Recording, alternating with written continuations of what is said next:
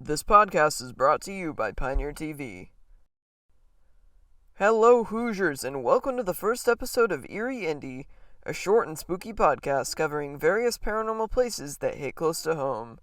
I'm your host, Sharky Arcade, and today we're going to be talking about the little girl in the window. If you live near central Indiana, there's a pretty good chance you know what I'm talking about.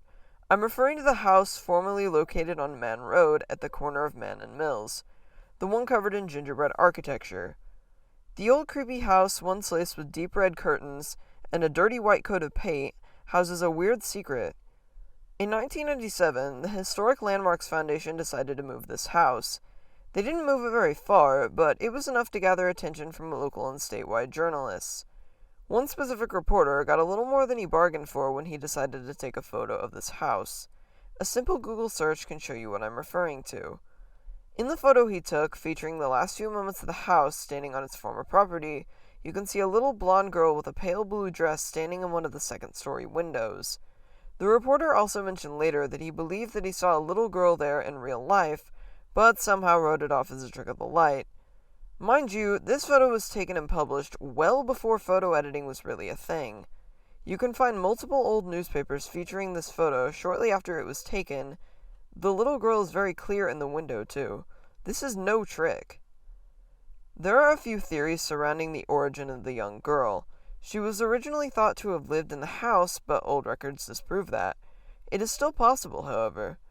Often back when that house was built, and probably for several decades after, having a child before marriage was heavily looked down upon.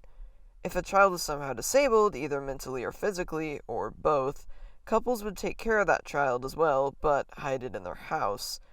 The theory that sticks out the most to me, however, happens to be the one concerning a little area behind the house. There is a very old cemetery behind it. It is quite possible that the little girl went to the house after her death and the construction of the building to have somewhere that felt like a true home. She decided to give one last goodbye when her home was moved away. Almost everyone I've talked to that has passed by that house at least once always got a weird vibe from it. I'm not talking about after it was moved when that picture was published. I'm talking about well before the Historic Landmarks Foundation got a hold of it. I know that a few people have gone there with Ouija boards as well. Considering they didn't pick up any signals from the house itself, that could provide evidence to the fact that the little girl is part of the cemetery rather than the house. I'm not saying that this completely proves this, I'm just saying it's possible, and I'm not in the mood to test that. So, as a little bit of a TLDR, or TLDL, I suppose, the little girl in the window is a very mysterious and relatively questionable topic.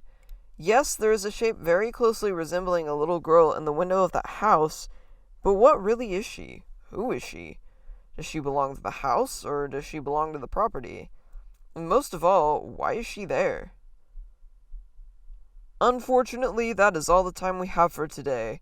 You can check out my sources in the description below if you'd like to learn a little more on the subject. Have a happy October and stay haunted, Hoosiers.